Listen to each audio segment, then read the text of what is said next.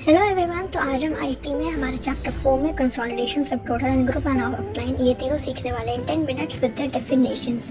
So let's get started. So पहले हम करने वाले कंसोलिडेटिंग डाटा। तो consolidate is a function which is used to combine information from multiple sheets of a spreadsheet into one place to summarize the information.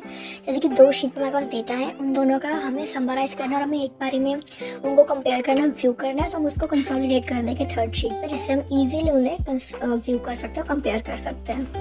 तो consolidation के लिए हमारे पास कुछ वो होती है रिक्वायरमेंट्स। तो ये हमारे पास कंडीशंस हैं। हमारे पास हमें दोनों शीट्स ओपन करके रखनी है और उन दोनों का डेटा टाइप सेम होना चाहिए। जैसे मान लो शीट 1 हमारे पास मार्क्स की है, तो हमारी शीट 2 भी मार्क्स होनी चाहिए। ये नहीं कि किसी के नेम की है, ठीक है। उन दोनों के लेवल सेम होने चाहिए। जैसे कि हमारे हेडिंग्स बेसिकली सेम होने चाहिए। जैसे कि मान लो एक शीट में रोल नंबर नेम क्लास है, तो दूसरे में भी रोल नंबर नेम क्लास होना चाहिए और उनके फर्स्ट कॉलम वो प्राइमरी कॉलम होना चाहिए। तो मेरे पास एक शीट आ गई है, शीट 1। ये आपकी बुक का प्रैक्टिकल एक्सरसाइज है। तो इस शीट में हमारे पास chocolate, cookies, pastries, cake and juice है। तो सेम डाटा हमारे पास हमारी शीट 2 में भी है, ठीक है। बस इसमें हमारे पास जो ये सेल्स है, जो ये नंबर्स है, these are sales of January February of 2 different shops. तो हमारे जो सेल्स के नंबर्स है डिफरेंट है हमारे शीट 2 में शीट 1 से। तो हम इन दोनों को कंसोलिडेट करेंगे और इन दोनों को फिर हम बाद में कंपेयर करेंगे। कंसोलिडेट करने के बाद हमने कौन सा फंक्शन यूज़ किया और हम इसका हमारे पास बेनिफिट क्या हुआ कंसोलिडेट करने का। तो हमने ओपन कर लिया हमारी थर्ड शीट, वजह से कंसोलिडेटेड शीट, हमारे हेडिंग डाल ली है। तो हम जाएंगे पहले डेटा मेन्यू पे। डेटा मेन्यू में हमारा कंसोलिडेट का ऑप्शन होता है।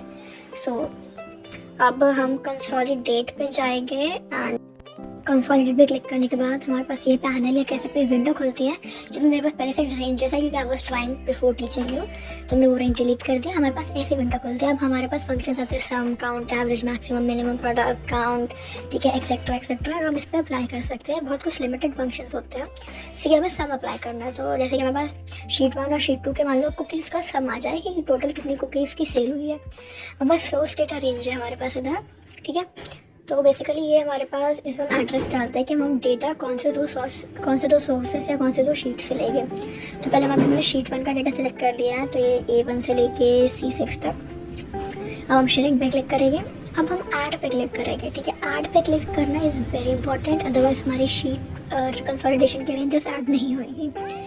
ऐड पे क्लिक करने के बाद हमारे पास एक कंसोलिडेट शीट रेंज आ गई है। अब हम इसमें जब दूसरी शीट डालेंगे बस 2 रेंजेस आ जाएगी, ठीक है। हम ये 2 और 2 मोर शीट्स पे भी कंसोलिडेट कर सकते हैं, बट अभी हमारे सिलेबस में मेनली 2 शीट्स का ही है। अब हम शीट 2 पे जाएंगे। शीट 2 का भी सेम डेटा सेलेक्ट करेंगे A1 से लेके C6 तक। इसको सेलेक्ट करने के बाद हम अगेन एक्सपेंड करेंगे, अगेन ऐड पे क्लिक करेंगे। तो हमारे पास 2 रेंजेस आ गई है अभी कंसोलिडेशन की।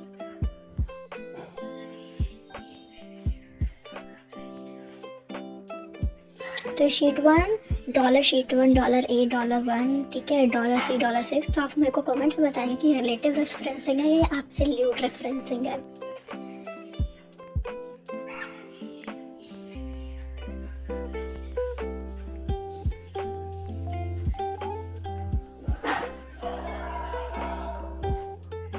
इसके बाद हमारा सेकंड जो हमारे पास बार है वो हमारी होती है, हमारे पास ऑप्शंस आते हैं। ये ऑप्शन पहले से टिक है क्योंकि मैं पहले कंसोलिडेट कर चुकी हूँ, वरना हमेशा अनटिक ही रहते हैं।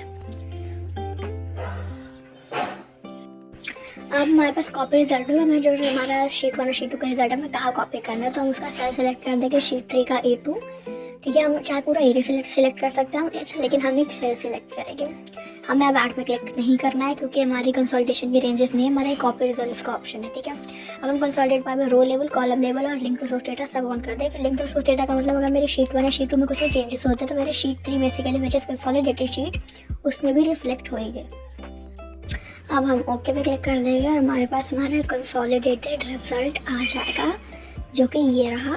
तो अब अगर हम एक्सपैंड पे क्लिक करेंगे विच इज प्लस ऑप्शन, तो आप देख सकते हैं हमारा शीट 1 शीट 2 का रिजल्ट आ गया है, जिसमें शीट 1 शीट 2 का प्लस होकर मतलब शीट 3 पे उसका रिजल्ट आ गया है। तो again back to screen recording. तो हमारा रिजल्ट है इधर। अभी भी आप बहुत कंफ्यूज हो रहे हो, तो मैं आपको सम का फंक्शन लगा के दिखा दूँ। तो मैंने सम का फंक्शन लगाया है। इसमें हमने जनवरी के शीट 1 शीट 2 के रिजल्ट लिए और हमारा सम आ गया 64000। हमारे पास सेम है कंसोलिडेटेड शीट में, तो ये 77000 भी आ गया जो सेम है कंसोलिडेट में। और अगर आप ये सारे वेरी करोगे इन सबसे, तो सारे के सारे सेम आ रहे हैं रिजल्ट, ठीक है। तो बेसिकली कंसोलिडेशन में आपको शीट 1 और शीट 2 के रिजल्ट पे आप सम, एवरेज, मिनिमम, मैक्सिमम ऐसे फंक्शंस लगा के हम शीट 3 पे ला सकते हैं, which is a very easy way for comparing both the sheets. तो अब हमारे सेकेंड टॉपिक पर आ गए, which is group and outline, और ये दोनों मेरे एक शीट पे इसलिए है बिकॉज ये दोनों वेरी सिमिलर है। तो group and outline, in all cases to create an outline on the selected data and can group rows and columns together so that one can collapse to hide it or expand it using a single click on it। Plus और minus का sign हम तुमने consolidate वाली sheet में देखे थे। तो हम अपना डेटा सिलेक्ट करना, जो ग्रुप करना है, फिर data group and outline option पे जाके रोज टू ग्रुप द डेटा हम रोज को ग्रुप करने के लिए यूज़ कर सकते हैं, column to group the data हम कॉलम को ग्रुप करने के लिए यूज़ कर सकते हैं। तो बस पहले मैंने डेटा ले रही थी, मेरे पास रोल नंबर है, क्लास है, नेम है एंड मार्क्स ऑफ स्टूडेंट्स है। ये मेरे पास मेरी सेकंड शीट है जो मैंने पहले से ग्रुप और आउटलाइन कर रखी है। तो इसमें हमारे देखे हुए साइड में माइनसेस हैं क्योंकि हमारा अभी एक्सपैंडेड वर्जन है। तो हमारे मेरे को सिर्फ अभी बी, सी और डी के रिजल्ट देखने हैं। तो हमारे पास मिनिमाइज करके हमारे पास सिर्फ बी, सी, डी के रिजल्ट आ गए, और सिर्फ सी, डी के रिजल्ट देखने, सिर्फ डी के रिजल्ट देखने तो हम वो भी कर सकते हैं। हमें मान लो सिर्फ हमें ए, सी, डी के रिजल्ट देखना है, सिर्फ ए, डी के रिजल्ट देखना है तो हम वो भी कर सकते हैं। तो बेसिकली इसका काम यही है कि जो आपके रिजल्ट की व्यूइंग है वो थोड़ा ईजी बना देता है। मैं फर्स्ट शीट पर आ गए हैं। इसमें हमने 10th एक एक सिलेक्ट करें क्लास और उनके नेम और मार्क्स सिलेक्ट करें। डेटा मेन्यू पे जाके हम ग्रुप एंड आउटलाइन मेन्यू पे जाके ग्रुप पे हम रो वाइज हमें ग्रुपिंग करनी है। रो वाइज मीन्स हमें 21 और 22 रोल नंबर को ग्रुप करना है, वैसे 10th को हमें ग्रुप करना है। कॉलम वाइज में तुम्हारा रोल नंबर क्लास के अकॉर्डिंग ग्रुप होता है। तो हमारे पास 10th हमारे पास ग्रुप हो गया। हम सेम बी के साथ करें कि डेटा पे जाके ग्रुप एंड आउटलाइन पे जाके ग्रुप पे जाके ओके पे क्लिक करेंगे तो हमारे पास बी भी हमारा ग्रुप एंड आउटलाइन हो चुका है। Same with C and same with D हम करेंगे to get the result.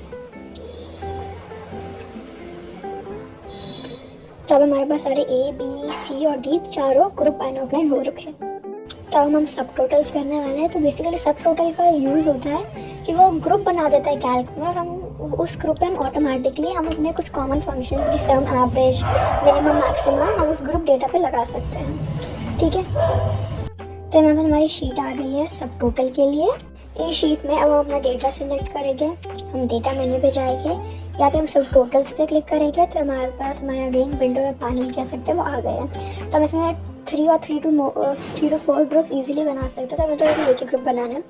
Group by मतलब हमें किस चीज़ पे ग्रुप करना है, हमें क्लास पे, जैसे कि हम चाहते हैं कि 10th का रिजल्ट सम होकर एक जगह आ जाए। ठीक है, तो हम सब टोटल हम कैलकुलेट करेंगे सिर्फ मार्क्स के लिए। ठीक है, क्योंकि हम चाहते हैं कि मार्क्स प्लस होकर आए, क्लास प्लस होकर कैसे आएगी, 10th A plus 10th B का कुछ और तो हो नहीं जाएगा। तो मार्क्स वाइज इनको सम वाला फंक्शन लगा सकते हैं, मिनिमम मैक्सिमम ये सब भी लगा सकते हैं। तो क्या होगा, हमारे 10th A के, वैष्णवी एंड रोहित के मार्क्स ऐड होकर हमारे पास 3rd रो में आ जाएंगे। तो अगर इसे ओके पे क्लिक करेगा तो अभी हमारे पास आप देख सकते हैं हमारे पास पूरी 10th A का सम एक तरफ आ गया है, 10th B का सम आ गया है, 10th C का सम आ गया है, हमारे पास 10th D का भी सम आ गया है, टोटल हो गया। तो अब मैं आपको दिखाती हूँ कि कितना ईजी हुआ है। तो मैं अगर सम का ऑप्शन लगाती हूँ तो हमने सम किया, हमने रोहित और वैष्णवी के मार्क्स ऐड किए तो ये 171 आ गया है, और यही सेम बाकी सब के लिए भी आएगा। तो मेरे पास 10th A का सम आ गया है, 10th B का सम आ गया है, 10th C का सम आ गया है, 10th D का सम आ गया है, और 10th A, B, C, D इन चारों का सम आ गया है, which is 698. So thank you so much for watching. For more such videos, like, share and comment my channel.